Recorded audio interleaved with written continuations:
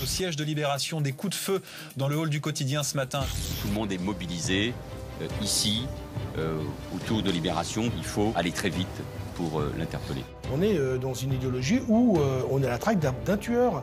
Vendredi matin, on le rappelle, qu'un homme également vêtu d'un grand manteau avait fait irruption dans le hall de BFM TV. Il avait tenté de tirer en menaçant un rédacteur en chef de la chaîne et un journaliste. Il a entendu l'homme dire voilà, la prochaine fois je ne vous raterai pas, je ne vous louperai pas. Le tireur parisien a-t-il été arrêté? Un homme qui correspond au signalement est ce soir en garde à vue médicalisée. Une opération suicide, il voulait en finir. Le but étant de se faire tuer par la police. Bienvenue sur RMC Découverte pour un nouveau dossier Carl Zero. Aujourd'hui, nous allons revenir sur l'affaire du tireur fou. Une traque qui a tenu en haleine la France entière en novembre 2013. Rappelez-vous, le 18 novembre 2013, un homme armé d'un fusil à pompe s'introduit au siège du quotidien Libération. Il tire, blesse un assistant photographe et puis il s'enfuit. 2 heures plus tard, des coups de feu sont tirés à la Défense. S'ensuit une véritable chasse à l'homme qui va durer 3 jours. 3 jours pendant lesquels la PJ va travailler jour et nuit. Le mercredi 20 novembre, suite à une dénonciation, son identité tombe. Il s'agit d'Abdelhakim Dekar. Un individu loin d'être inconnu des services de police.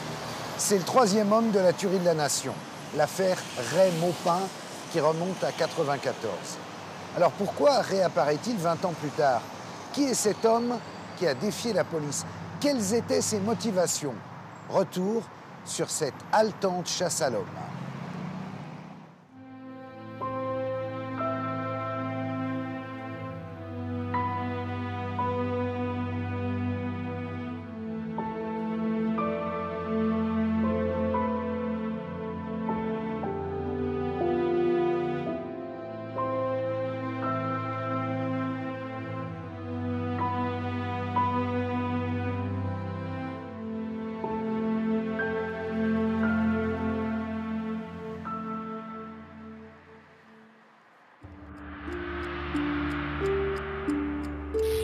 Paris, porte d'Issy.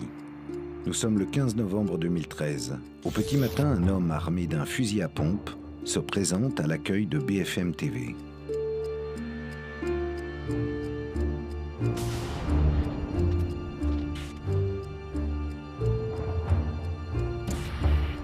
Philippe Antoine, rédacteur en chef de cette chaîne d'information, est en train de discuter au comptoir avec le vigile. Il est 6h53. J'arrive à BFM TV comme tous les jours, un peu avant 7h du matin. Je récupère mes journaux comme d'habitude.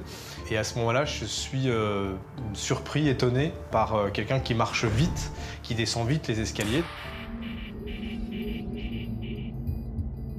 Et là, je vois un homme qui sort une arme, qui me met en joue, qui dit quelque chose que je n'entends pas. Mais je vois bien que c'est une arme, je vois bien qu'il la projette une première fois, qu'il la baisse, qu'il la projette une deuxième fois. Et puis voilà. La scène dure moins d'une vingtaine de secondes à peu près. Il s'en va, sans courir, rapidement. Et voilà. En un laps de temps très court, cet homme vêtu d'une casquette, d'une doudoune foncée sans manches et d'un sac noir évite donc une personne âgée et menace Philippe Antoine. Mais quelles pourraient être ses motivations? Ce qui se passe dans le hall de la télé est assez étonnant. Parce que ce gars rentre avec son fusil, évite un vieux monsieur, en fait. Il l'évite à l'aller, il l'évite au retour, pour pas bousculer ce vieux monsieur.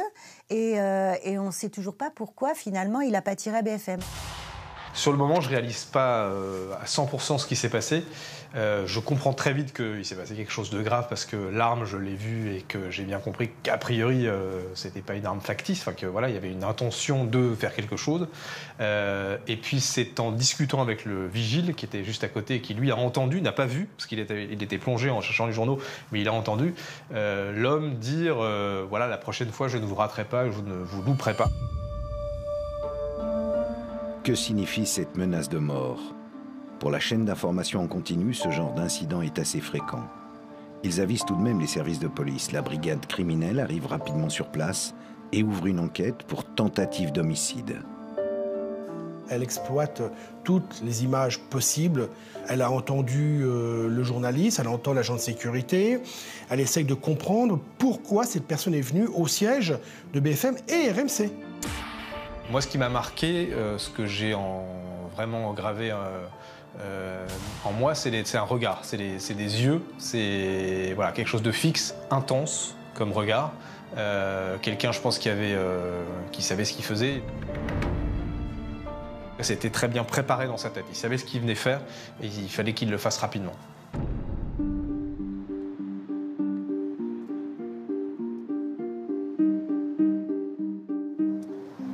Sur place, les enquêteurs découvrent 2 cartouches de calibre 12, l'une de type Brenneck et l'autre à plomb multiple.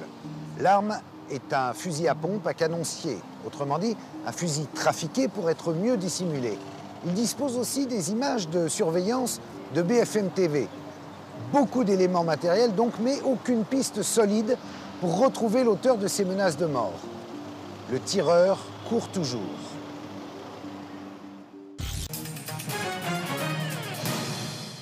Bienvenue si vous nous rejoignez sur BFM TV. Voici les titres du journal de 11h. D'abord, on partira tout de suite au siège de Libération. Des coups de feu dans le hall du quotidien ce matin. Lundi 18 novembre, il est 10h12, quartier de la République à Paris. Un nouvel incident a eu lieu au journal Libération. Comme à BFM TV, un homme armé d'un fusil à pompe a fait irruption dans le hall du quotidien. Mais cette fois-ci, le scénario est différent. Le gars, il rentre avec ce fusil à pompe, pareil, dans la main, sauf que là, il tire. Il tire pas sur le premier agent d'accueil, Morgan, qui est en train de faire des SMS sur son portable, alors qu'il l'a en ligne de mire, mais il tire sur un garçon qui est penché, en train de ranger du matériel. Et en fait, la balle part et lui traverse le thorax. D'une manière très lâche, il l'abat. Et ce jeune homme s'effondre. Lorsque l'homme entre, il tire donc une première fois dans le mur, puis une deuxième fois avant de toucher César, un jeune assistant photographe de 23 ans. Lucas, qui travaille à l'accueil du journal, était à seulement quelques mètres de lui. J'ai vu l'apprenti photographe en sang, mais sur le coup, on pense à se planquer. On ne savait pas si la personne était toujours là, on ne sait pas. Donc nous ce qu'on fait avec mon collègue, c'est qu'on sort de Libération, on va se planquer dans le parking, parce qu'on ne sait pas, est-ce que la personne nous suit, est-ce que la personne est là pour faire un massacre, on ne sait pas. En quelques minutes, la police et les autorités sont sur place. Le ministre de l'Intérieur, Manuel Valls, évoque une scène de guerre et qualifie le tireur de véritable danger. En jeu, la sécurité des citoyens dans les espaces publics. C'est le début d'une véritable chasse à l'homme. Tout le monde est mobilisé ici, autour de Libération, pour recueillir le maximum d'informations et d'éléments, et que tous les éléments que nous pourrons avoir sur l'espace public, sur les transports, seront utilisés pour, encore une fois, interpeller cet individu. Il faut, c'est la seule chose que je veux vous dire, aller très vite pour l'interpeller. En premier lieu, Manuel Valls décide de protéger tous les organes de presse parisiens. Des policiers sont placés devant chaque rédaction. Pour la ministre de la Culture, c'est une atteinte inconcevable à la liberté de la presse. La rédaction est évidemment sous le choc. Il n'est pas normal qu'on soit obligé de protéger par des forces de police un organe de presse. La presse devrait pouvoir, dans un pays démocratique, dans un grand pays comme la France, la presse doit pouvoir exercer son métier, ses fonctions essentielles, sans se bunkériser. Le directeur de la rédaction de l'époque, Nicolas Demorand, est lui aussi révolté. Il y a un niveau de violence élevé qui compromet le libre travail d'un certain nombre de rédactions et peut avoir des conséquences dramatiques comme celles qui ont eu lieu ce matin. Donc c'est un cri de colère, un cri de soutien et un cri d'alerte et d'alarme collective.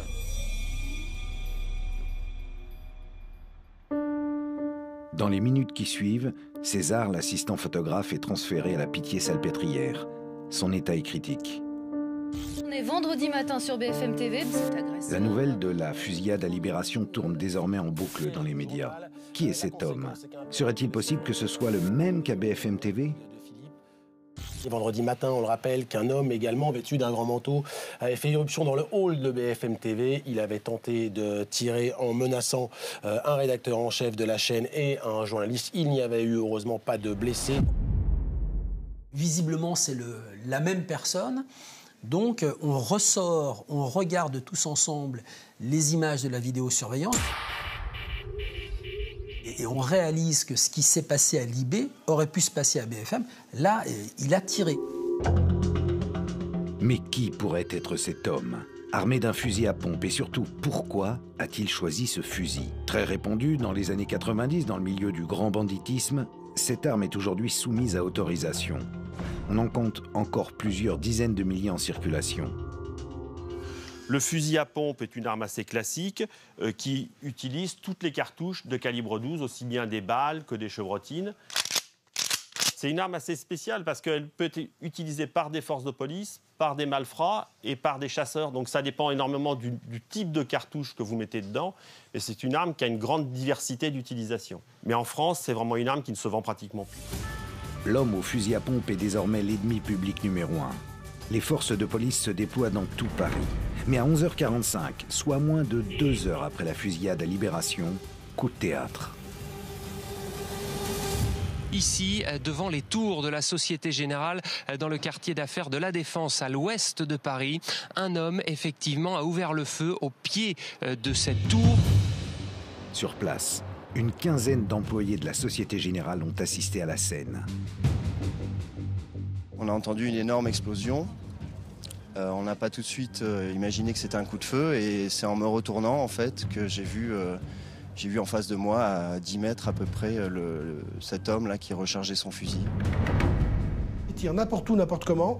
Il vise un groupe de gens, des ouvriers qui étaient là en bas pour fumer leurs cigarettes. Heureusement, il les loupe et heureusement, ça vient sur les glaces de la Société Générale.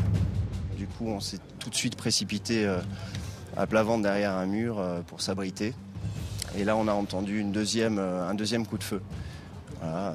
Donc on a attendu encore un peu jusqu'à ce que la sécurité nous dise qu'on pouvait rentrer rapidement dans la tour. La fusillade aura duré quelques minutes. Le tireur s'enfuit et dévale les marches de l'escalier qui se trouve à l'arrière de la tour. Il relève une dernière fois la tête et tire un troisième coup de feu avant de se diriger cette fois-ci vers Puteaux. Près de 2 heures plus tard, aucune trace, aucune piste.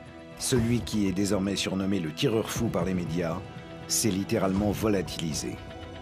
Et il redevient inquiétant, terré, tapi, traqué, encore plus dangereux, encore plus méchant peut-être, plus déterminé.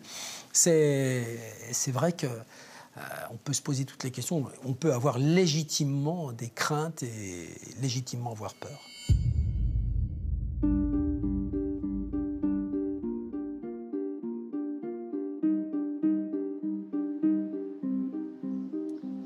Mais où donc peut être ce tireur? Les enquêteurs n'en ont pas la moindre idée, jusqu'à 14h, heure à laquelle un homme se présente au service de police pour signaler qu'il vient d'être pris en otage par un autre homme armé. Ce dernier l'a menacé ici, au rond-point de Puteaux, 2 heures avant, et a exigé d'être déposé vers les Champs-Élysées. L'homme prétendait sortir de prison, être prêt à tout et en possession d'une grenade dans son sac. Évidemment, la traque reprend de plus belle.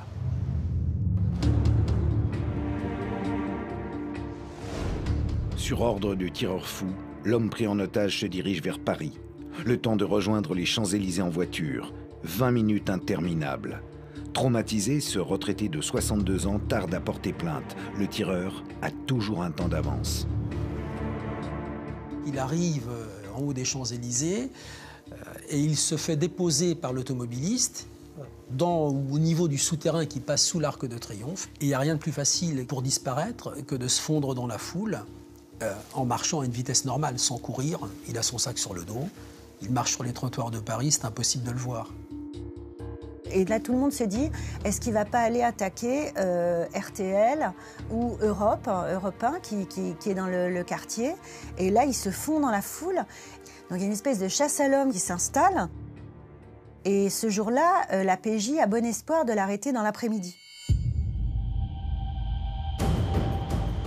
Un dispositif impressionnant est mis en place. Des centaines de policiers sont mobilisés, que ce soit en voiture, à moto, à vélo. Le secteur est entièrement quadrillé par les forces de l'ordre.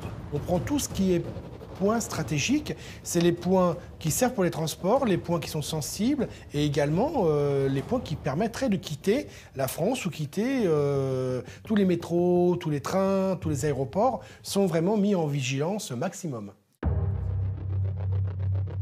Claude Cancès, ancien patron du 36 quai des Orfèvres, connaît parfaitement les rouages de la crime. Combien d'hommes on envoie sur le terrain pour une affaire de cette ampleur? Toute la police judiciaire parisienne, je ne peux pas dire il y a 2000, à l'heure actuelle 2200 fonctionnaires, ils n'ont pas été employés nuit et jour, mais s'ils étaient tous en alerte et prêts à tous travailler. Mais tous les effectifs de la police en tenue parisienne et des 3 départements de la Couronne, ça fait du monde, ça fait des milliers de flics.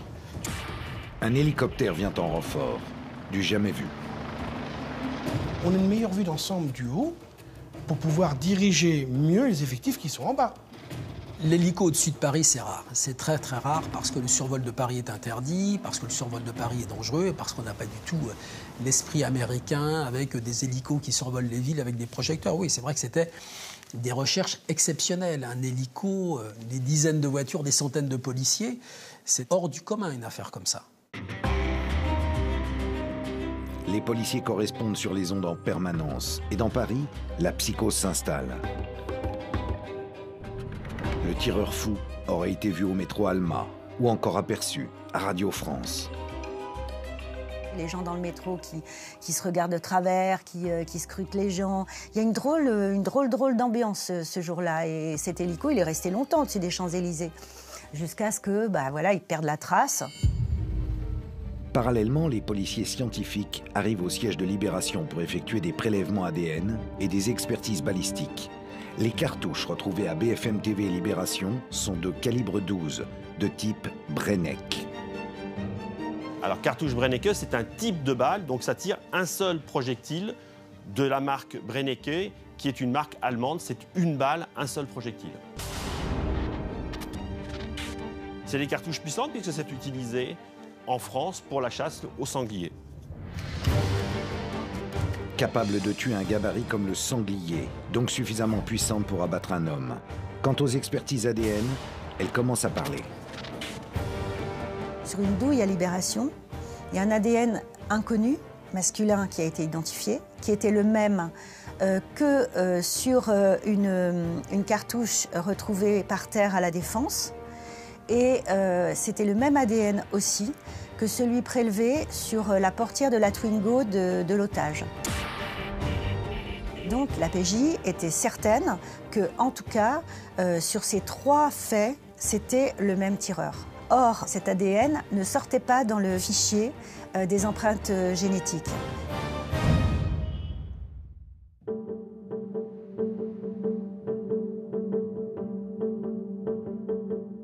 Alors à qui pourrait bien appartenir cet ADN? L'homme qui n'apparaît pas dans le fichier national des empreintes génétiques serait-il inconnu des services de police? L'enquête piétine.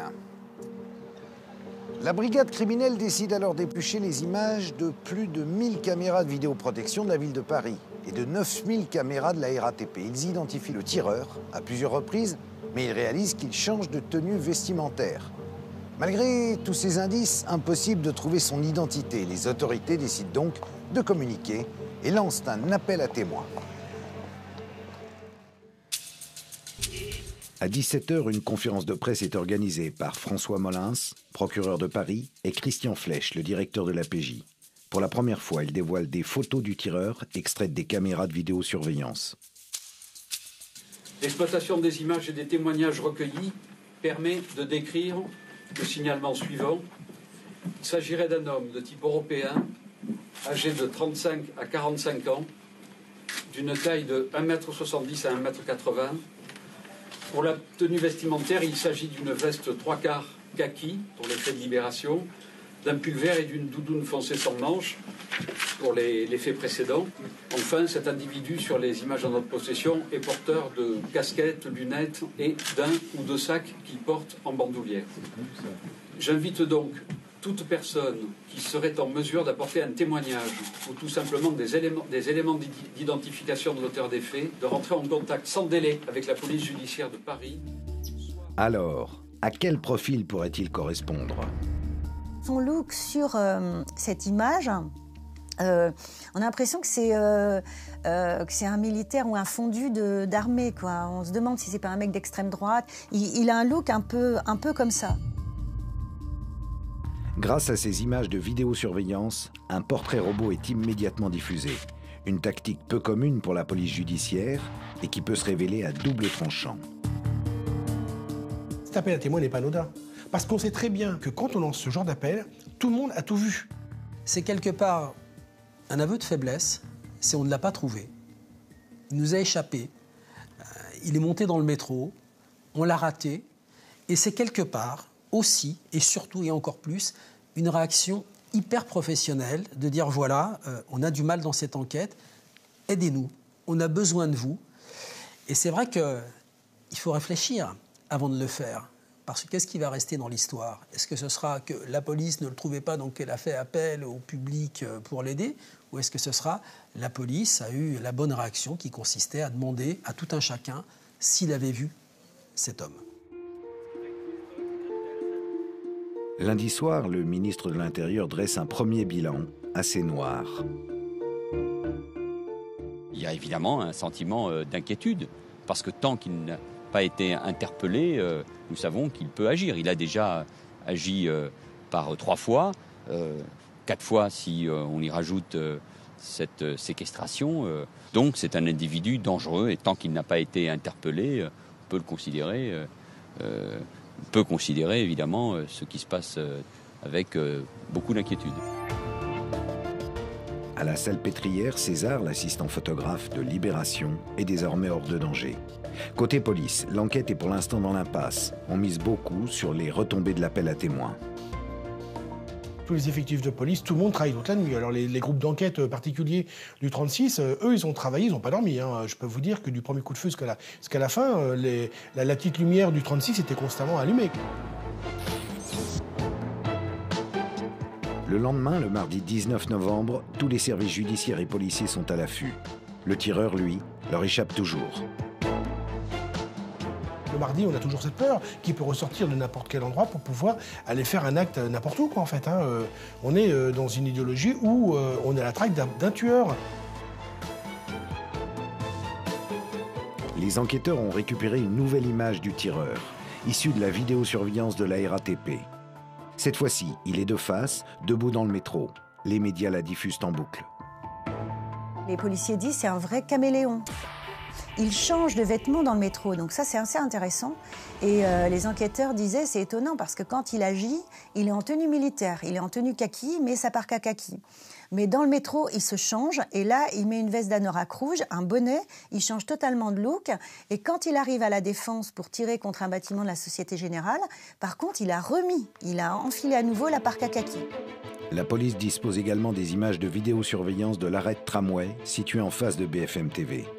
Là où il s'est préparé sur un banc pendant 20 minutes avant d'entrer et de menacer de mort Philippe Antoine, le rédacteur en chef de la chaîne. Les enquêteurs le disent, quand vous arrivez en scooter, il est déjà là en fait. Il est assis devant un arrêt de tram, extrêmement calme puisqu'ils ont pu revoir toutes la vidéosurveillance. Et dans les 5 minutes à peu près qui précèdent l'arrivée, il ne bouge pas. Il est assis, il regarde par terre. Donc oui, c'est préparé, ça c'est sûr. Il a attendu, quoi. Il a attendu que quelque chose se passe à l'intérieur pour agir. Dès le matin, la police reçoit plus de 400 appels. 120 d'entre eux vont être pris au sérieux. Plusieurs individus sont interpellés et les pistes se multiplient. L'appel à témoins a porté ses fruits. Il y a eu quelques suspects interpellés sur dénonciation et dont le portrait correspondait à peu près aux aux images de vidéosurveillance, notamment dans le 7e arrondissement. Donc un gars qui a été arrêté, la brigade criminelle est allée l'interroger là-bas. Il n'était même pas sous le régime de la garde à vue.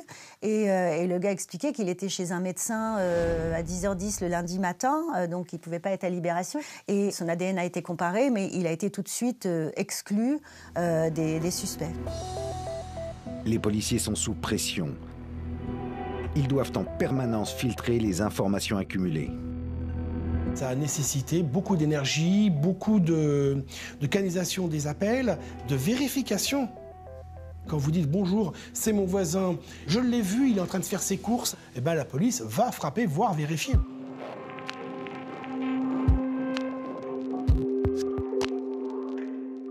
Cela fait désormais 24 heures que la fusillade à Libération a eu lieu. À ce stade de l'enquête, le profil qui se dessine est celui d'un homme déterminé, d'un solitaire. Ils savent aussi que cet homme est organisé car il change régulièrement de tenue vestimentaire. Et les transports parisiens semblent lui être très familiers. Petit à petit, les policiers se rapprochent donc de leur cible. Les enquêteurs vont se concentrer en priorité sur ces trajets. C'est quelqu'un qui se déplace très vite, c'est quelqu'un qui connaît très bien les transports en commun, c'est quelqu'un qui sait utiliser une arme et qui l'utilise plutôt pas mal. Mais alors, aurait-il pu agir seul? On essaie de comprendre comment il a pu se déplacer aussi rapidement et être passé aussi rapidement inaperçu surtout. Complice, pas complice, voiture, pas voiture. Et donc c'est pour ça qu'on regarde tout ce qui s'est passé aux alentours, en fait, grâce à la vidéoprotection. Les enquêteurs continuent de recevoir des appels. Le mardi soir, ils en comptabilisent 692. Au vu du profil du tireur, la police sait déjà qu'elle n'en a pas fini avec lui. On sait qu'on a affaire à quelqu'un qui est déterminé et qui ne va pas s'arrêter, à l'évidence. Soit c'est la police qui l'abat, soit c'est la police qui l'interpelle, soit c'est lui qui se suicide, mais c'est pas quelqu'un qui va disparaître, qui va reposer son fusil et qui va retourner à ses affaires. Le temps passe. Plus aucun signe du tireur. Pourtant, un élément interpelle les enquêteurs, ses déplacements. Grâce aux images de vidéosurveillance, ils identifient à plusieurs reprises le tireur dans les transports en commun. Tous ces trajets mènent vers Courbevoie. Le mercredi 20 novembre, l'étau se resserre.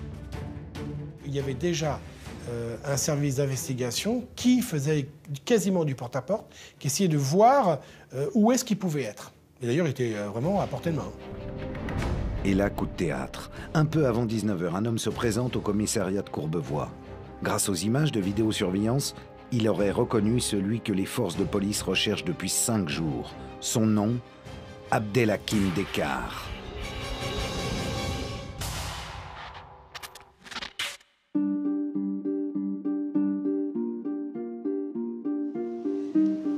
Dekar. Abdelhakim Dekar a un nom loin d'être inconnu pour les services de police parisiens. Très vite, ils le reconnaissent et ils font le lien. C'est le 3e homme de la célèbre tuerie de la Nation. Rappelez-vous, 1994, une affaire qui va faire la une de tous les journaux. 2 jeunes, Florence Ray et Audrey Maupin, âgés de 19 et 22 ans, abattent de sang-froid 3 policiers et un chauffeur de taxi lors d'un braquage qui a mal tourné. Au cours de la fusillade, Audrey Maupin perd aussi, lui, la vie. L'affaire de la Nation est d'une violence absolue. Tuernay, Bonnie and Clyde, les médias ne manquent évidemment pas d'imagination pour qualifier ce couple. En revanche, Dekar, le 3e homme, lui, à l'époque, il passe plutôt inaperçu.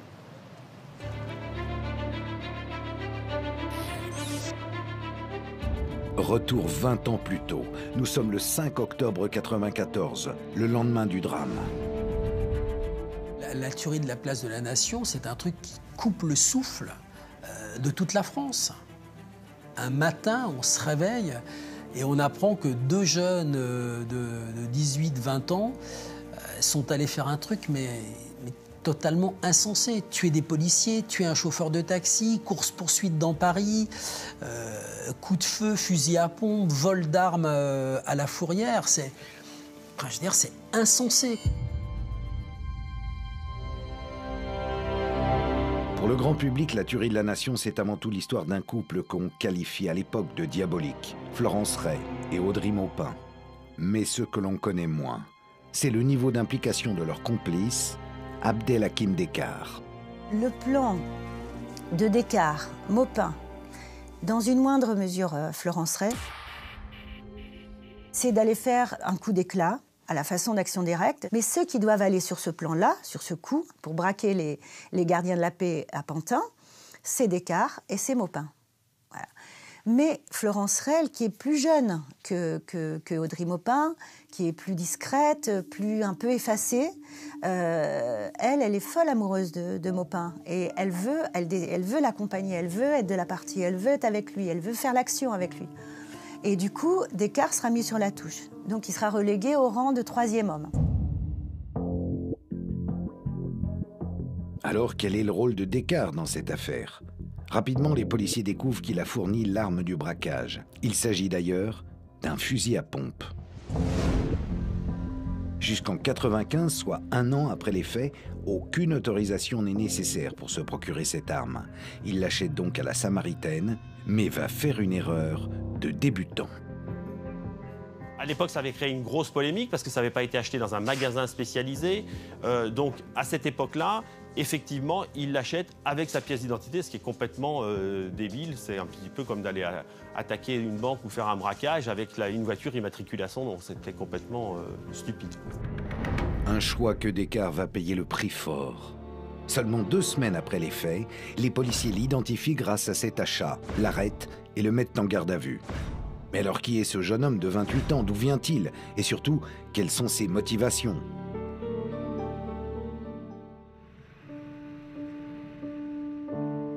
D'origine algérienne, Descartes est l'aîné des garçons d'une fratrie de 13 enfants. Sa famille vit à Algrange, en Moselle, puis déménage assez rapidement à Neufchef, une commune voisine. Son père, Larbi Descartes, travaille dans la sidérurgie. Sa mère est femme au foyer. Alors que ses frères et sœurs font tous de belles études, Abdelhakim, lui, ne suit pas la même trajectoire. Le début de l'adolescence est un peu compliqué pour Abdelhakim. Les parents sont dépassés et donc il fugue souvent, il est placé dans des foyers. Il a des petits problèmes scolaires aussi. À partir de la 5e, il commence à décrocher. Et donc il est assez rapidement orienté dans des filières techniques, ce qui le vit assez mal parce que c'est quelqu'un de fondamentalement intelligent. Voilà. Mais son mal-être transparaît dès l'âge de 13 ans. Ses copains le connaissent son adolescence et ils en disent quoi? Que c'était quelqu'un plutôt de calme, plutôt sympa, pas de problème connu, vraiment, et quelques fugues quand même signalées. Ils se souviennent d'un garçon plutôt enfermé, plutôt taiseux comme ça. Les parents d'Abdelhakim Descartes le placent alors dans un institut catholique afin de le recadrer. Il y obtient un diplôme de chaudronnerie. Une orientation technique que l'adolescent vit mal, comme le constatera Daniel Zaguri, l'auteur de la contre-expertise psychiatrique de Descartes. Les échecs scolaires, puis l'incapacité de poursuivre par la suite des études comme ses frères et sœurs, ne sont pas liées chez lui à une faiblesse de l'intelligence. Elles sont liées à des facteurs affectifs, à une instabilité. En retrait, Abdelhakim Descartes accumule les échecs. Il souffre surtout de ne pas briller aux yeux de son père. À l'époque, sa mère est son unique refuge. La mère est décrite par les psychologues qu'elle a vus comme quelqu'un de très doux, de très aimante. Le père est décrit comme quelqu'un de beaucoup plus autoritaire, beaucoup plus rigide.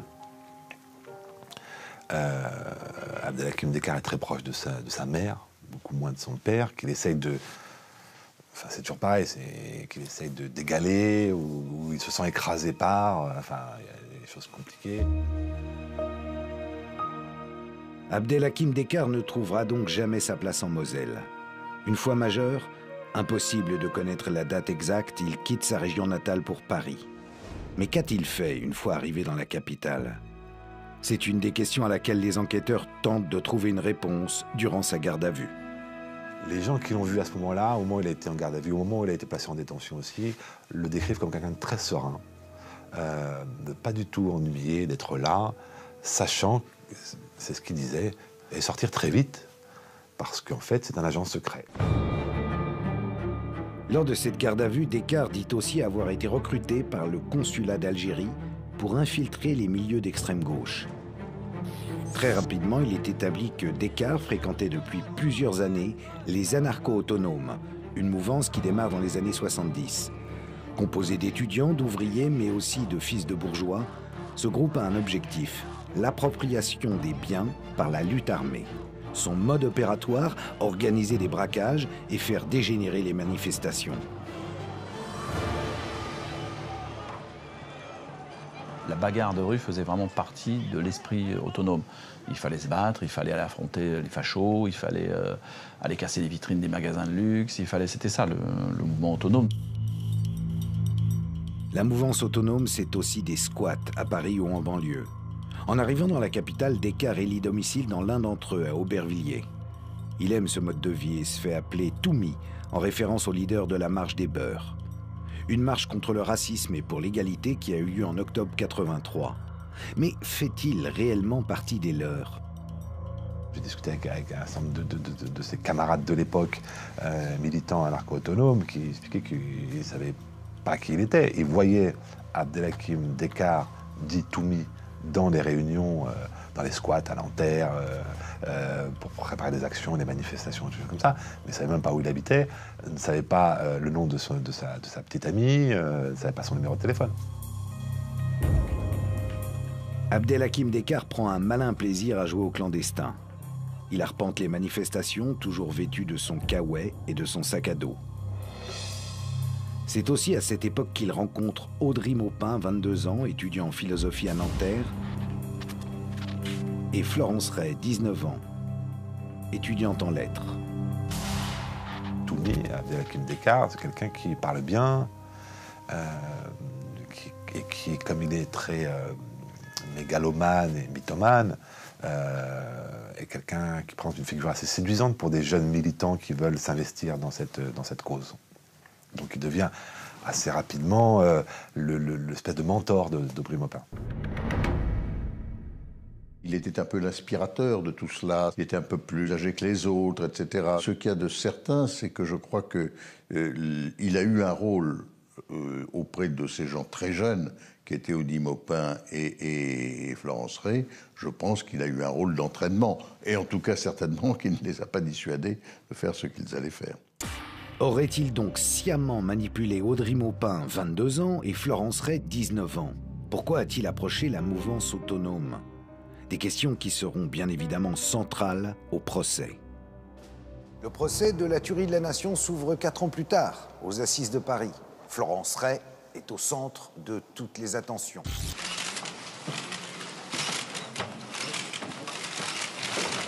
Abdelhakim Descartes, lui, n'attire quasiment aucun regard. Pendant les débats, il continue de soutenir sa thèse d'agent infiltré dans le milieu autonome pour le compte des services secrets algériens. Alors qu'en est-il? A-t-il tout inventé ou aurait-il agi sous couverture réellement? Ou alors ne serait-ce qu'une stratégie de défense afin de minimiser son rôle et donc évidemment sa peine? Lorsque le procès s'ouvre le 17 septembre 1998 devant la cour d'assises de Paris, Abdelhakim Descartes a 33 ans. Françoise Berux, avocate des parties civiles, se souvient d'un homme peu concerné par les faits. Descartes s'est fait un petit peu oublier. Il était même atypique sur le banc des accusés.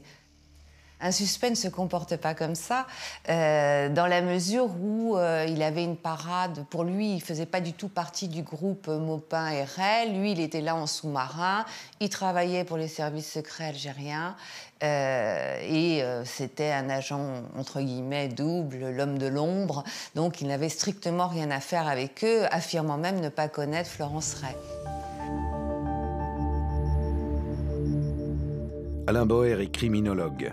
Il a étudié le profil d'Abdelhakim Descartes. Alain, Descartes, c'est quelqu'un de plus rationnel, de plus intelligent que l'impression qu'il nous donne. C'est surtout l'idée qu'il soit considéré comme un fou relève du superficiel, de la surface. Voilà. Le tireur fou, c'est un tireur, mais il n'est pas fou. Il n'est pas fou, il est parfaitement structuré, organisé, rationnel. Les explications qu'il donne pour expliquer ses actes peuvent être ou peuvent paraître extrêmement surprenantes, mais son histoire criminelle, sur 20 ans, montre quelqu'un de parfaitement cohérent, déterminé, et on voit dans le procès Ray Maupin à quel point il est très fort dans la manière de sortir de sa responsabilité, d'apparaître comme un joyeux imbécile, de ne rien faire, de n'être responsable de rien. Donc très habile. Très habile. D'ailleurs, c'est Florence Ray qui le dit. Dans le procès, elle dit « mais c'est lui qui a tout fait, tout préparé, qui nous a incité à le faire, qui nous a fourni les armes, qui nous a amenés jusqu'à la fourrière et qui s'est tiré. » Et il arrive à faire croire au tribunal que, en fait... on ne sait pas très bien. Peut-être est-il un agent secret, peut-il être... Ah oui, il dit qu'il travaille pour les services secrets algériens. Oui, il y a un côté mythomano, déresponsabilisation et surtout je me sors de tous les mauvais coups qui est assez formidable. En définitive, personne à ce moment-là ne va réussir à le cerner. Il n'était pas intéressant, quoi. Enfin, c'était un mec, c'était un illuminé qui essayait de rejeter la faute sur tout le monde et puis qui racontait des histoires d'espions algériens à dormir debout. Pourquoi et comment Descartes aurait-il pu intégrer les services secrets algériens? À l'époque, les magistrats n'ont que très peu d'informations sur cet homme. Ils savent juste que celui-ci a commencé son service militaire à Pamiers, en Ariège, à l'âge de 18 ans et que 3 mois plus tard, il a été réformé pour problème oculaire. Mais pendant le procès, Descartes revient sur cette période et donne une toute autre version des faits. À l'époque, ce qu'il nous dit, c'est que c'est une réforme plus ou moins arrangée ou couverte par les services secrets pour lui permettre d'entrer dans les services secrets algériens avec l'accord des services secrets français. Abdelhakim Descartes dit aussi avoir été engagé par Gérard Manzanal, un homme à 2 casquettes. Recruteur pour la Légion étrangère, il est surtout connu pour avoir été un membre du GAL, un groupuscule paramilitaire agissant pour le compte des services secrets français. Ce fameux militaire, effectivement, a été trouvé, parce que ce qui est très astucieux, c'est de d'énoncer des événements et les confirmer par des noms. Donc il a été entendu, il nous a indiqué ne pas avoir rencontré à aucun moment Descartes, mais il existe. Une tactique qui fonctionne et sème le doute dans les esprits. Mais alors, comment aurait-il pu rencontrer ce Gérard Manzanal? Aucune information à ce sujet. Une fois de plus, les magistrats sont dans l'impasse. Aurait-il pu s'inspirer de la carrière de son oncle, agent secret, mais surtout de son père, qui lui était un agent du FLN? Effectivement, il présentait sa famille comme héroïque, ayant participé à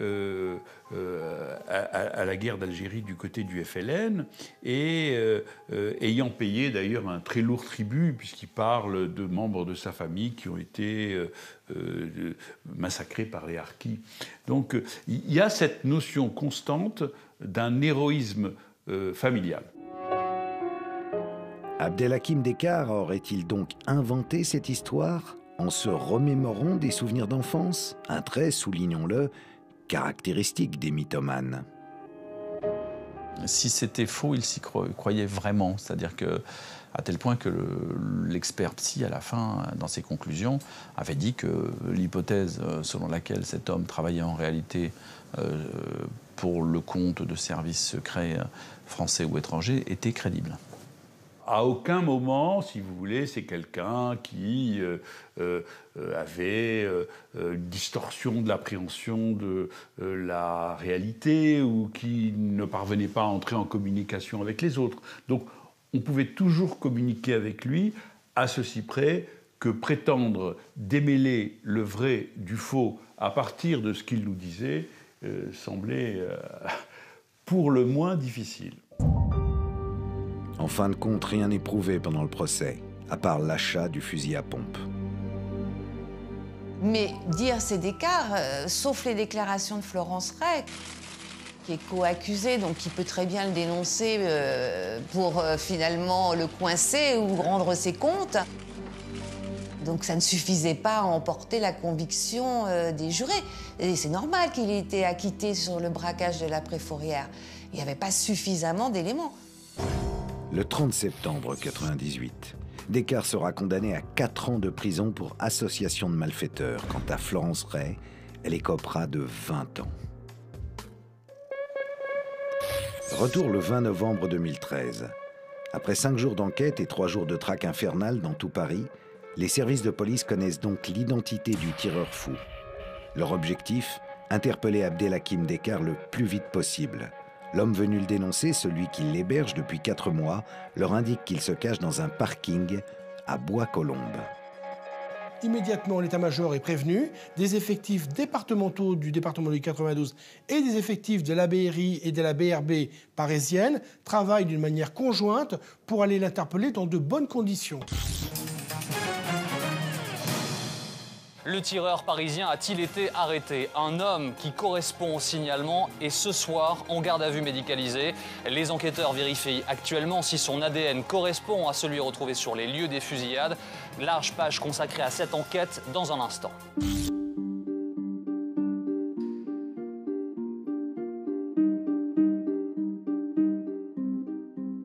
C'est donc ici, au premier sous-sol de ce parking de Bois-Colombes, en banlieue parisienne, qu'Abdelhakim Descartes est arrêté le 20 novembre à 19h. Ce qui va évidemment surprendre les policiers tout de suite, c'est son état. Il est comateux, il est presque absent. Les policiers suspectent immédiatement une tentative de suicide. Mais pourquoi aurait-il tenté de mettre fin à ses jours? Bois-Colombes. Il est 19h. Les policiers descendent prudemment au sous-sol du parking indiqué par le logeur. Abdelhakim Descartes est peut-être armé. Chaque voiture est scrutée une par une. À la place 60, un homme est découvert, allongé dans son véhicule. Il le trouve dans un état semi-comateux, car en effet, il a absorbé des médicaments en nombre suffisant pour ne pas pouvoir répondre à des questions, est un peu dans un semi-coma, mais pas en nombre suffisant pour pouvoir décéder.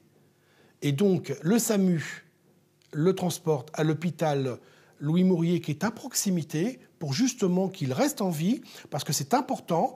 Et à ce stade-là, il est en situation de garde à vue. Les policiers commencent alors leurs investigations. Dans la voiture, ils retrouvent 2 lettres. Ils effectuent également des prélèvements ADN sur le suspect.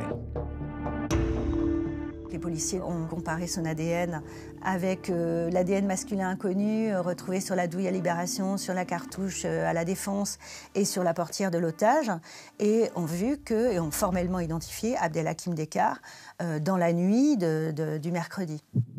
Avec cette arrestation en moins de 72 heures, la police judiciaire vient de réussir un énorme coup.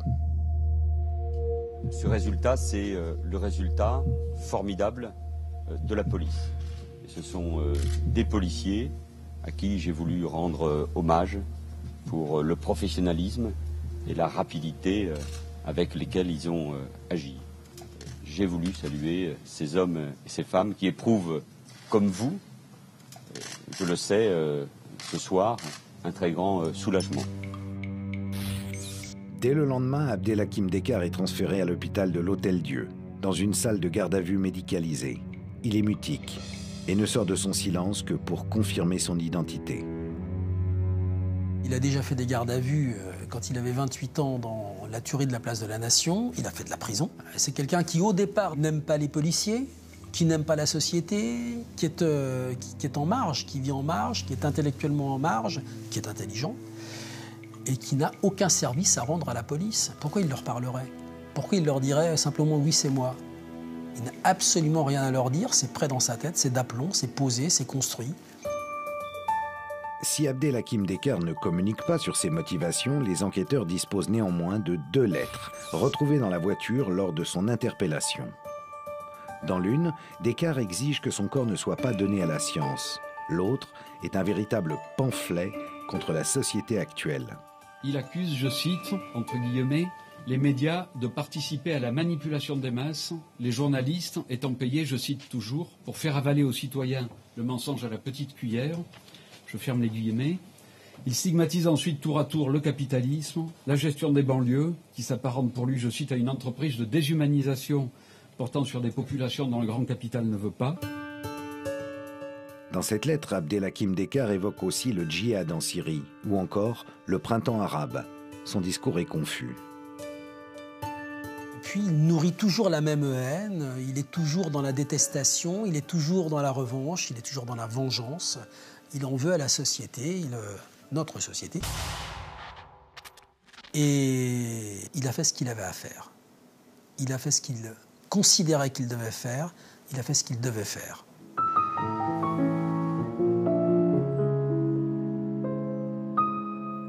Il veut jouer au chat et à la souris avec la police, il est content parce qu'il leur échappe.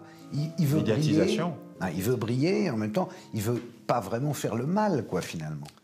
Ah, si, parce que le mal est une partie de sa logique d'existence. Je pense que c'est quelqu'un qui est simplement en recherche d'une reconnaissance, qui ne sait pas passer à l'acte dans la réalité, qui ne sait pas aller jusqu'au bout, et que quand il est face à ce moment particulier, dans la rationalité qui est la sienne, il fait tout ce qui est fait pour ne pas être pris. Quand il sait qu'il va être pris, il fait tout ce qu'il peut pour se faire effectivement abattre par la police. Et quand tout ça ne marche pas, ou qu'il pense qu'il vient de rater cet épisode, eh bien, il crée les conditions d'un vrai faux suicide, d'une vraie fausse folie, d'une vraie fausse irresponsabilité, parce que c'est toute son histoire.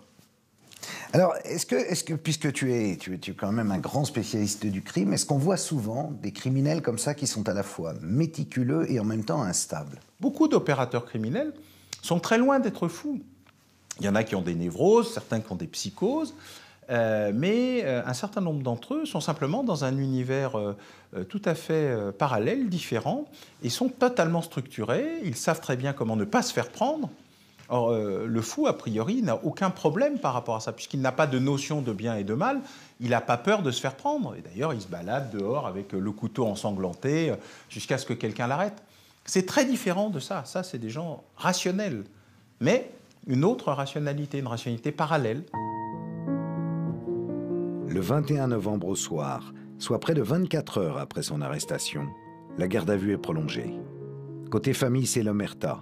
Dès le 22 novembre 2013, soit 2 jours après l'arrestation de Dekar, une de ses sœurs, Salia, par l'intermédiaire d'un avocat, met en garde les médias.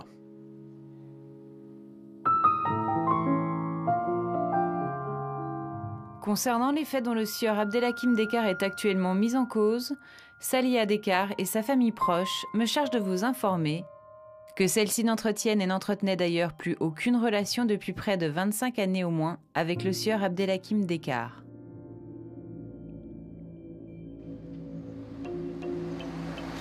La seule à avoir brièvement communiqué avec la presse, c'est Farida, une autre de ses sœurs, installée à Londres. Sonia de la Salle, correspondante pour Libération, se souvient d'une personne littéralement sous le choc. Farida, je l'ai sentie en colère, en fait. Je l'ai sentie affolée, mais sur un moment précis, parce qu'elle avait les caméras devant sa maison, qu'elle avait ses enfants à protéger, qu'elle était en plein divorce, etc. Et subitement, boum, elle se retrouve avec ce frère qui revient et qui à nouveau est synonyme de cauchemar. Et c'est là qu'elle m'a dit « je ne le connais pas », etc. Le 22 novembre, la police n'a donc toujours aucun élément concret sur la vie de Dekar entre 1998 et 2013, jusqu'à ce que ce dernier se décide enfin à livrer quelques informations au compte-gouttes. En garde à vue, il a refusé de parler sur les faits, parce qu'il avait des vertiges, des trous noirs, aucun souvenir. Bon, c'était une stratégie. Par contre, il a parlé un petit peu lors de son interrogatoire de curriculum vitae, et il dit qu'il a passé un diplôme d'ingénieur en Grande-Bretagne et qu'il a travaillé comme cadre pendant 6 ans dans une usine hydraulique à côté de Londres. Abdelhakim Dekar aurait donc quitté la France à sa sortie de prison en 1998 pour se rendre de l'autre côté de la Manche, dans la banlieue de Londres. Pour quelle raison ? On peut imaginer que Dekar a voulu prendre le large après son procès, et une des choses qu'il a tirées en Grande-Bretagne, c'est qu'il avait une sœur et un frère qui étaient installés ici.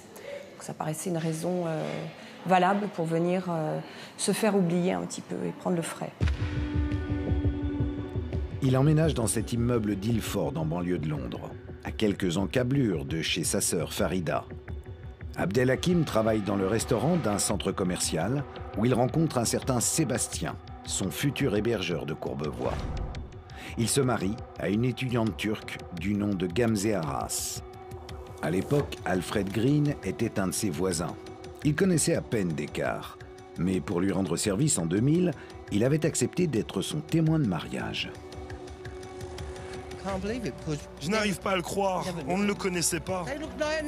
Ils avaient l'air sympathiques, ils ne se promenaient pas en se serrant dans les bras. Mais bon, c'était des gens normaux. Abdelhakim Descartes est discret. Il vit reclus et ne semble pas chercher à nouer de nouvelles amitiés.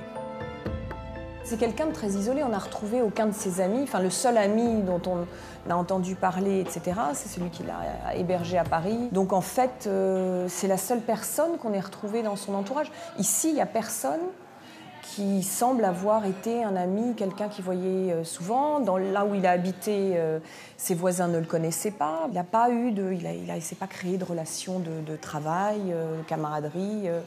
Vraiment, c'est clairement quelqu'un de très isolé. Quelques années plus tard, Descartes quitte Ilford pour Aylesbury. Il se marie une seconde fois avec Valentina, une lettonne, qui lui donnera 2 enfants, nés en 2004 et 2006.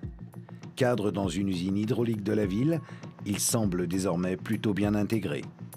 Mais en janvier 2013, la cour de Saint-Alban le condamne pour violence conjugale. Verdict, il est condamné à 6 mois de bracelet électronique et à une assignation à résidence. Non seulement il ne devait pas s'approcher d'elle et des enfants et de leur adresse, de leur domicile, mais en plus il avait des restrictions très fermes au niveau de quand est-ce qu'il pouvait sortir ou pas sortir de son domicile.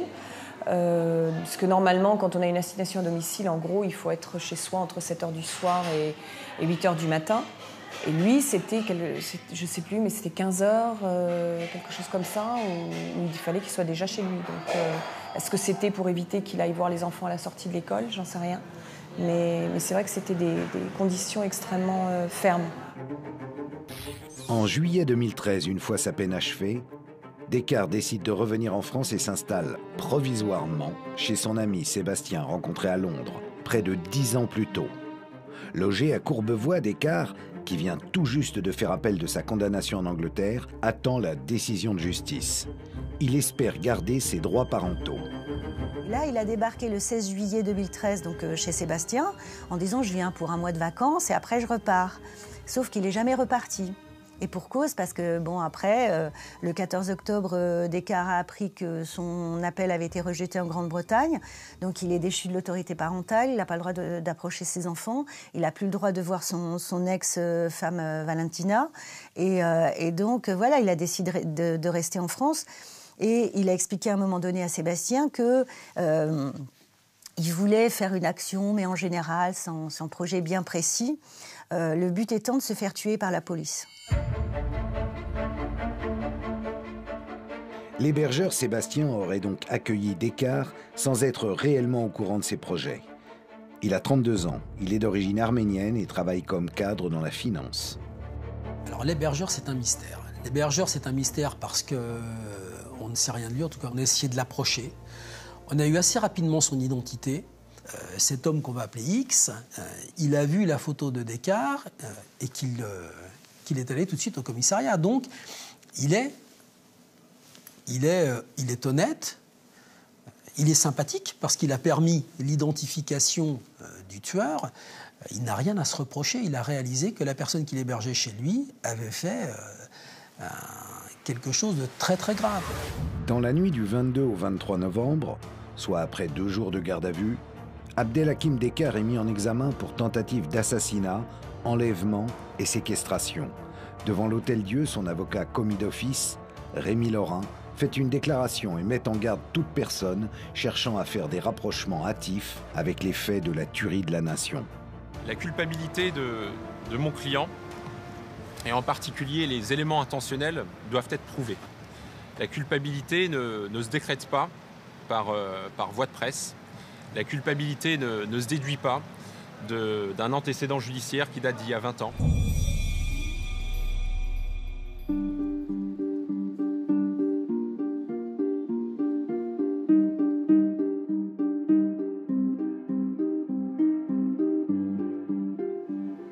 Une fois le lien établi avec la tuerie de la Nation, tous les regards se tournent vers Florence Ray. Après 2 jours de silence, celle-ci va rédiger un communiqué de presse où elle déclare qu'elle n'a plus, je cite, aucun lien avec Abdelhakim Descartes depuis 1994 et s'étonne au passage que ce sinistre personnage ait choisi de replonger dans des actions criminelles. Pour elle, hors de question d'être lié aux récents événements. Fin de l'histoire. Le 23 novembre au matin, alors que les enquêteurs tentent toujours de reconstituer le périple parisien d'Abdelhakim Descartes, un appel va changer la donne. Le samedi, le gérant d'un hôtel parisien rue de Rivoli contacte la police en disant qu'il a retrouvé la carte d'identité de Descartes et également des essais qui avaient été faits par sa main, qui coïncident aux essais qui ont été également retrouvés dans la voiture et des éléments qui ont été donnés par le logeur. Descartes aurait donc dormi dans cet hôtel du 2e arrondissement de Paris le week-end précédant la fusillade à Libération. Voilà, il picole, il écrit, enfin il a dû écrire avant ses dernières volontés, il lit, puisqu'il a L'homme révolté d'Albert Camus dans sa valise, qui sera retrouvé dans un hôtel. En tout cas, il est au 36e dessous, quoi. Par la suite, les policiers apprennent qu'il aurait en premier lieu séjourné dans un autre hôtel, rue des Cygnes, au Halles, avant de se faire congédier pour mauvaise conduite.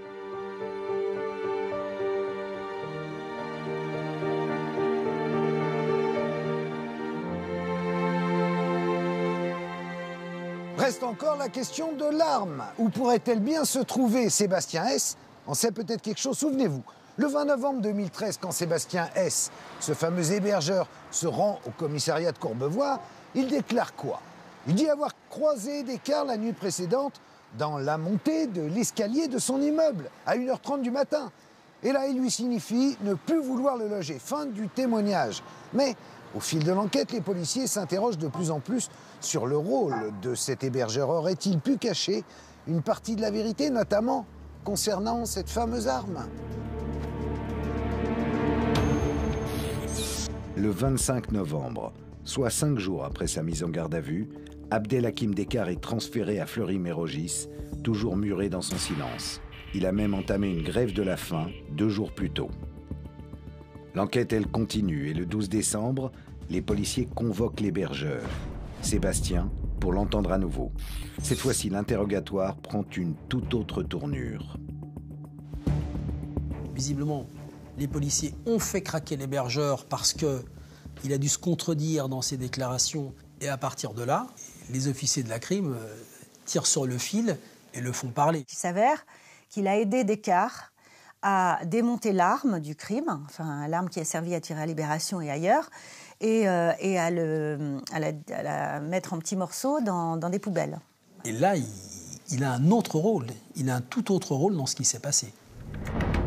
Sébastien aurait donc aidé Descartes à se débarrasser du fusil à pompe, un acte qu'il avait jusqu'ici dissimulé aux autorités. Pour quelle raison? De plus, en croisant les agendas, une autre interrogation émerge. L'hébergeur déclare être rentré de vacances le 18 novembre et avoir rencontré Descartes dans la nuit du 19 au 20 novembre. Serait-il possible qu'il l'ait rencontré plus tôt? Et surtout, aurait-il pu volontairement tarder à dénoncer Descartes à la police? Pour l'instant, impossible d'en savoir plus. Mais le 13 décembre 2013, l'hébergeur est mis en examen pour recel de malfaiteurs et dissimulation de preuves. De son côté, Abdelhakim Descartes est toujours en grève de la faim. Placé sous le régime DPS, détenu particulièrement signalé, il réclame le statut de prisonnier politique, statut sans lequel il refuse de parler au juge d'instruction. Descartes a accusé le juge alors de représenter, d'incarner la noblesse de robe, comme tous les magistrats, lui reprochait des tas de choses, enfin lui disait « libérez-moi », comme ça lors de l'épuration, il en sera peut-être tenu compte. Souvenez-vous de Lucie Aubrac. Car la particularité d'Abdelhakim Descartes, c'est qu'il se considère comme un résistant. Il a d'ailleurs laissé une lettre à son logeur, une lettre adressée à ses 2 petits garçons de 8 et 9 ans dans laquelle il revient sur son rôle. Il dit un truc hallucinant à ses enfants. Donc la lettre, c'était « Mes petits, Ilya et Manoukian, je vous aime plus que tout au monde ». Et il leur explique son parcours de combattant irrégulier dans le mouvement clandestin non officiel. Et à la fin de la lettre, il dit « Après la Révolution, vous pourrez demander votre droit à un dédommagement en tant que mes fils parce que je combats. » Voilà, donc voilà. Parfois, il a un discours politique construit et parfois, ça part dans du pur délire. En optant pour cette attitude, Descartes ne chercherait-il pas plutôt à se victimiser? Une posture qu'il avait déjà prise en 98, lors du procès Ray-Maupin. Il se présentait comme une victime, ou alors il s'estimait à l'égal de Nelson Mandela. Donc, disons, une surestimation de lui qui, effectivement, était très caractéristique du personnage. Un indigène, héros de l'armée de l'ombre, en guerre contre l'État et qui renversera le pouvoir établi. Voilà comment se présente Abdelhakim Descartes. À la fin, le juge lui dit « Mais la prochaine fois, je vous parlerai de César. Vous voyez de qui il s'agit ?» Descartes dit non. Et le juge lui explique il s'agit d'un jeune homme de 20 ans à qui on vient d'enlever la rate, qui s'est fait tirer dessus à Libération. Et là, Descartes répond un truc ignoble. « Ah, vous voulez parler des Rothschild, Dassault et tous les autres qui sont dans la grande finance, des gens qui travaillent pour eux, de ces gens qui financent des guerres? Eh bien, il faut choisir son camp. » C'est une réponse hyper violente, mais c'est la réponse qu'on peut attendre d'un garçon comme ça. Qui est propriétaire de Libération? La famille Rothschild. Édouard de Rothschild. Je veux dire, c'est un boulevard pour lui. Un comportement et des actes absurdes qu'Emmanuelle Hauser-Félizon, son avocate lors du procès de 98, a du mal à comprendre. Je suis un peu sous le choc parce que il ne m'est jamais arrivé dans ma carrière d'avocat d'avoir un client qui ressurgit dans des faits aussi dramatiques. Si je pourrais donner un tout petit morceau d'explication sur l'agression sur Libération et votre journaliste à BFM, je ne comprends pas la Société Générale, la Défense, et je ne comprends pas comment cet homme en est arrivé à ça 15 ans après. Je ne comprends pas. Pourquoi cet homme, qui avait choisi de rester en retrait à l'époque de la tuerie de la Nation, a-t-il finalement décidé de passer à l'acte? Ce sera une des questions intéressantes à poser au procès, c'est pourquoi BFM TV, pourquoi Libération, pourquoi la Société Générale, quel est le lien, s'il y a un lien dans sa tête. Je sais à travers les questions qui lui sont posées pendant l'instruction que ces réponses ne sont pas forcément toujours extrêmement cohérentes et que donc il n'y a pas forcément de lien d'ailleurs. Ça on le verra au procès.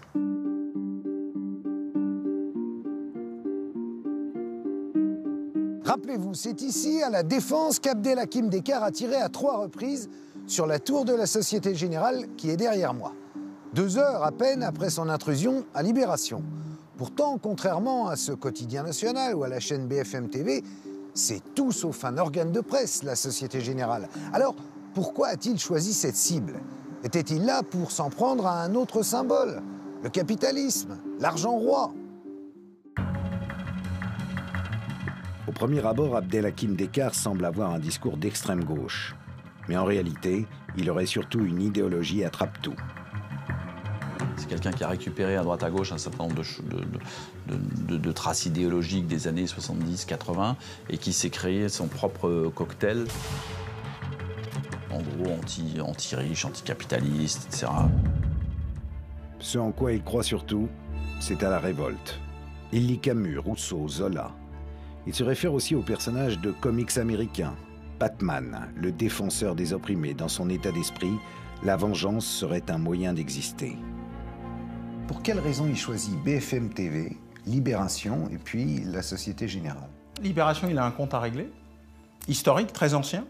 La manière dont il a été maltraité dans sa tête par Libération, et d'ailleurs Patricia Touranchot explique ça très bien dans un papier après l'identification de Descartes en disant effectivement, on a dit ce qu'il était, et il n'a probablement pas aimé du tout la manière dont on a expliqué qui il était, et ce que Florence Ray disait de lui d'ailleurs, durant le premier procès de l'affaire Ray-Maupin. Et puis la Société Générale, parce que c'était une banque très visible, au milieu d'un endroit où on relaterait ses exploits. Et chaque fois, sans aller jusqu'au bout de la démarche, car autant on a un débat assez important, l'arme s'est-elle enrayée, ne s'est-elle pas enrayée, est-ce qu'il a réussi à la faire fonctionner ou pas? Moi, je pense véritablement que le drame de Libération est dû à une vraie erreur de sa part et pas à une volonté de tuer le pauvre assistant photographe qui était malheureusement dans la ligne de mire. Donc je pense que tout était une mise en scène pour réexister. Bah, autant il aurait peut-être voulu que ça parte à BFM TV et c'est pas parti, autant c'est parti à Libération et je ne pense pas qu'il l'aurait souhaité. Reste à déterminer si cette mise en scène est un délire narcissique et paranoïaque relevant d'une pathologie mentale ou si Descartes était en pleine mesure de ses moyens. Les psychiatres, responsables des expertises du procès de 98, auraient-ils pu imaginer le scénario qui s'est déroulé en novembre 2013 ? Il y a une extraordinaire naïveté à penser que 16 ou 17 ans avant, on peut savoir comme ça, de façon claire, linéaire, certaine, quel sera l'avenir d'un homme et s'il fait partie des individus dangereux ou des individus qui ne poseront pas de problème à la société. Est-ce que cet homme est un malade? La réponse est non. Est-ce que cet homme présente des troubles de la personnalité? La réponse est oui. Autrement dit, Abdelhakim Descartes serait névrosé, mais responsable de ses actes. Un militaire raté, égocentrique et opportuniste. Ce qui est certain, c'est que cet homme est dépressif. On peut penser que c'est un suicide en fait, c'est une opération suicide. Il voulait en finir. Il avait été... Il arrive en France en juillet. Juste avant, il a été condamné par la justice anglaise pour violence envers sa compagne. Il n'a plus le droit de voir ses enfants. Il est brouillé avec sa famille. Pendant toutes ces années anglaises, il a ressassé ses exploits d'antan, et tout en ayant une vie tout à fait banale. Peut-être qu'il se dit à ce moment-là qu'il va en finir, mais sur une action d'éclat, et il sera enfin quelqu'un. Si Abdelhakim Descartes a finalement raté sa vie, tout comme son suicide, ses actes, eux, auront marqué la brigade criminelle. Si vous, dans cette affaire, je pense qu'elle restera dans les annales du 36 des Orfèvres. Pourquoi? Parce que 3 acteurs de notre société ont agi en symbiose, et c'est très rare dans l'histoire du crime. Les médias, premier acteur, qui ont été victimes, et puis acteurs, diffusion des photos. Deuxième acteur, les citoyens qui ont bien réagi, qui ont été très motivés et qui se sont manifestés. Le troisième acteur, bien entendu, c'est la police qui a fait son boulot. À coup sûr, le procès d'Abdelhakim Descartes bénéficiera d'une large couverture médiatique. Il soulèvera aussi de nombreuses questions sur la récidive et le système judiciaire français. Les enjeux du procès, c'est toutes les questions que va se poser la société sur son échec à gérer ce genre de personnage, à gérer l'après dans ce genre d'affaires, à gérer la surveillance de ce genre de personnes. C'est vrai qu'on ne peut pas surveiller quelqu'un pendant 15 ans, pendant 20 ans, mais je crois qu'on a failli quelque part. Mais le jour où il va passer en procès, qu'est-ce qu'il peut raconter? Je suis sûr qu'il sera extrêmement créatif. Extrêmement créatif. Donc un super complot? Un super complot, il a été forcé à le faire, il n'a plus aucun souvenir de ce qu'il a fait. On va peut-être jouer la déresponsabilisation absolue, la maladie mentale.